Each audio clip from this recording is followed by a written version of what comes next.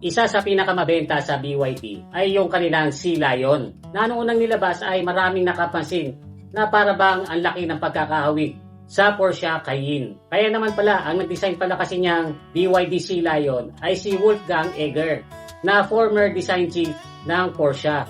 Hindi naman po nakakapagtaka na may gagaya talaga sa styling ng Porsche.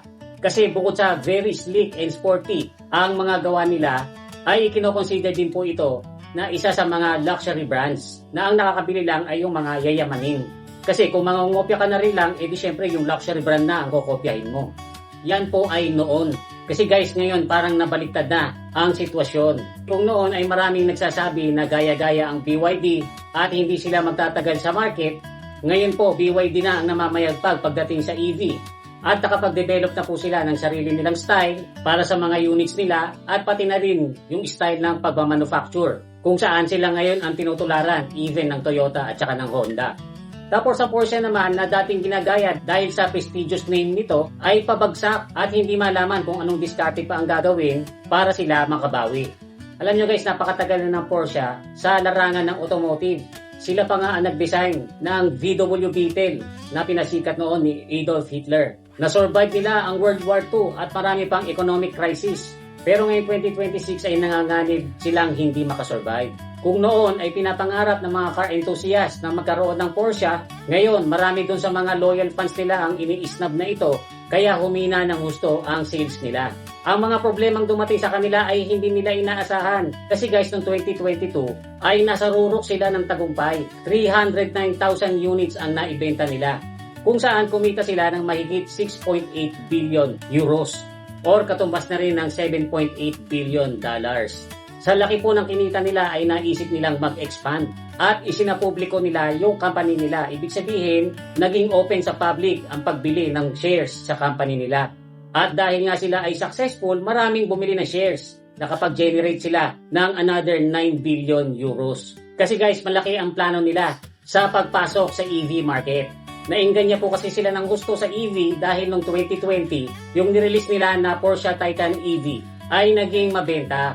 Kaya naging plano po nila na bago magtapos ang 2020s ay 80% ng mga gagawin at ibebenta nilang mga sasakyan ay puro EV na or hybrid. Tapos ang ititira na lang daw nila na di gasolina ay yung Porsche 911 kasi yun ang pinaka-iconic nila na sports car. Pero yung mga Porsche Cayenne, Macan, lahat po yan ay gagawin ng EV o kaya naman hybrid. Dahil nga po yan sa sobra silang naengganyo mula nung naging mabenta yung Taycan at nanalo pa ito ng mga awards. Kahit na mas mahal siya sa Tesla Model S. Noong mga panahon kasi na yon ay handang bumili ng mas mahal ang mga car buyers. Dahil noon daw yan ang tinatawag na the rich choice. Compared nga naman daw sa Tesla, mas maganda na, mas mahusay daw ang German engineering, mas superior ang driving dynamics, at saka mas luxurious ang dating dahil nga sa pangalang Porsche. Pinakamaraming nabentang Taycan sa China. 30% ng overall benta nila ay sa China nang gagaling.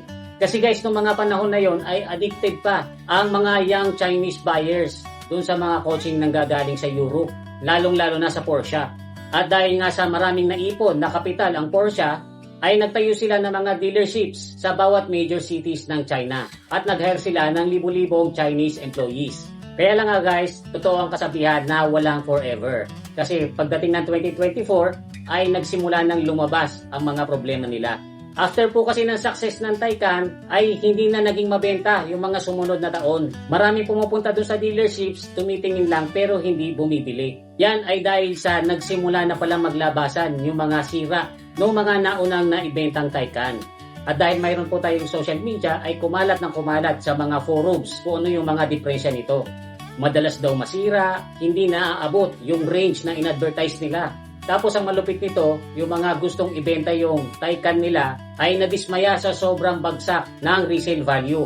Dahil dyan, nailagay po sa Consumers Report na isa ang Taycan sa most unreliable vehicle of 2023. Paano ba naman guys, ayon sa survey, ay maraming mga bumili nito na inabutan ng system failure sa daan. Pagkatapos sinasabihan silang tumabi or mag-park na.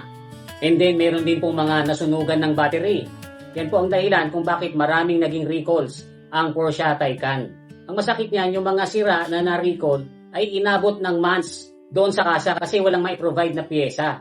Napag-isip-isip tuloy ng mga car buyers na hindi pala talaga competitive itong Porsche Taycan at ang technology nito ay outdated na, considering na mas mahal ang presyo nito. Kasi guys, noong mga panahon nito, sa Amerika, ang Taycan ay $91,000. Tapos nagre-range lang siya noon ng 310 kilometers. Samantalang ang Tesla Model S naman noon ay $73,000 lang. Tapos nagre-range pa ito ng 570 kilometers. Sa China naman, ang Taycan ay naghahalaga ng 632,000 yuan noon. Compared naman yan doon sa BYD Han na nasa 249,000 yuan lang. Tapos ang range naman nitong BYD Han ay umaabot ng hanggang 521 kilometers. Tapos ayon po sa mga nag-review, mas masarap naman daw talaga ang driving experience sa Tesla Model S at sa BYD Han compared sa Porsche Taycan. Kaya bakit ka nga bibili pa ng mas mahal na Porsche kung meron namang mga mas mura, mas masarap pang i-drive? Ang lumalabas tuloy, ang binibili mo na lang sa Porsche ay yung pangalan nito. Kaya dahil po dyan, 28% ang ibinagsak ng sales ng Porsche sa China, kung saan sila umaasa ng maraming benta. Bigla po kasing natauhan yung mga young Chinese buyers. Dahil bukod po sa BYD, syempre marami pa dyang mga brand na naglabas ng mga mas magaganda at mas high-tech, katulad ng Mio at saka ng Xiaomi, na mas murang higit kaysa sa Taycan. Yung nga pong Xiaomi SU7 ay bumenta agad ng 100,000 units sa unang taon na inilabas ito. Kasi ba naman tinalo pa nito yung record lap ng Porsche Taycan doon sa China. And then yung gawa ng mga Chinese, mas malulupit yung mga smartphone integration at saka yung mga autonomous driving features nito. Dahil dyan ay unti-unti nang nawala yung relevance ng Porsche kahit pa dekada-dekada na itong dating sikat.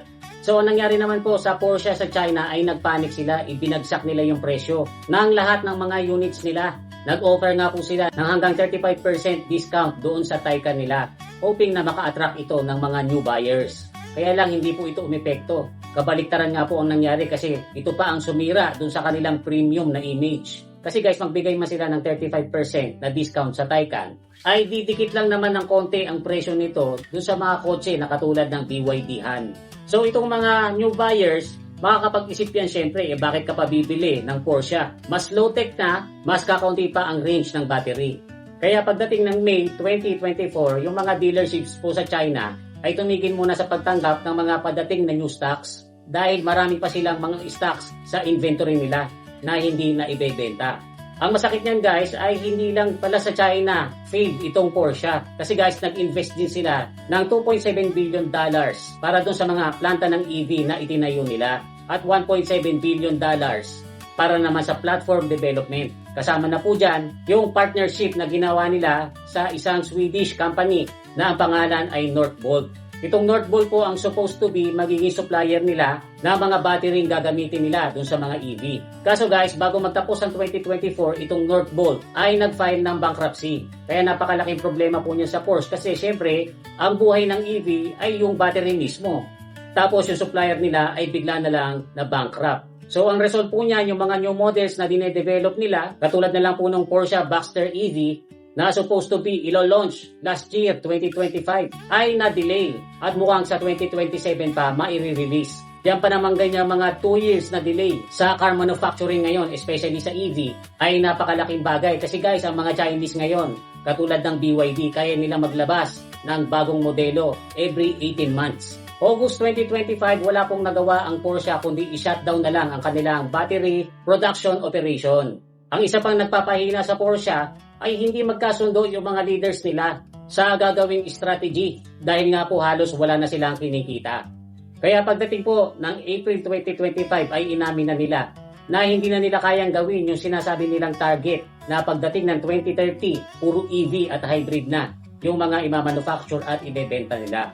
At sa ngayon nga po ay wala naman silang sinasabing definite na plano sa patutunguhan ng EV nila. Basta ang sabi nila ay patuloy silang maggagawa ng mga combustion cars. Kasi doon naman sila nakilala. Pero itutuloy pa rin daw nila yung pagde-develop ng mga EV at saka hybrid. Pagdating po ng July 2025, gumawa po ng sulat ang noon ay CEO nila na si Oliver Blume para sa 36,700 German employees nila. Naging brutally honest siya na inamin niyang sila ay humaharap sa matinding krisis. Hindi na sila mabenta sa China. Tinalo na sila ng BYD at ang iba pang mga Chinese brands. Bukod dyan ay hirap na rin silang magbenta ngayon sa Amerika At nagkakaroon din sila doon ng financial crisis dahil sa mataas na tariff mula nung maging presidente si Trump. Hindi na umiepekto yung dati nilang business strategy sa makabagong China at Amerika. Nag-announce din po sila na unti-unti sila magbabawas ng employees na aabot sa 3,900 bago mag-2029. At malilimitahan na yung mga gagawin nilang units every year. Siyempre, tuwang-tuwa naman dyan yung mga kakumpetensya ng Porsche. Katulad ng BMW, lalo silang lumakas sa Germany. Ang Tesla naman ay lalong lumakas sa Amerika. Yan ay dahil walang BYD doon sa Amerika. Tapos ang BYD naman ay talagang pumatok kasi sila na ngayon ang #1 best-selling na EV brand sa buong mundo. Ngayon pong 2026 ay iba na ang CEO ng Porsche. Pero wala pa rin pong malinaw na direksyon ang future nila. Napakalaki ng ipinuhunan nila sa EV pero in the end ay natalo din sila. Ngayon po nila nare-realize na iba na palang mag-isip ang mga car buyers ngayon. Marami nang hindi bibili ng mga mamahaling sasakyan nang dahil sa ito ay mayroong prestigious na brand. Sa mundo pala ng EV, mas nangingibabaw kung sino yung mas high-tech, kung sino yung may mas malayong range, at saka siyempre kung sino yung mas mura. So guys, I hope na na-enjoy nyo itong konting kwentuhan natin ngayon. Kung meron po kayong gustong idagdag dito sa mga kinuwento ko, ay pwede nyo po yung ilagay sa comment section natin. Huwag nyo lang pong kakalimutang mag-like at saka mag-share. Uli, ito po si Kuya Mikmik na nagsasabing palagi kang lamang pag marami kang alam. Bye-bye!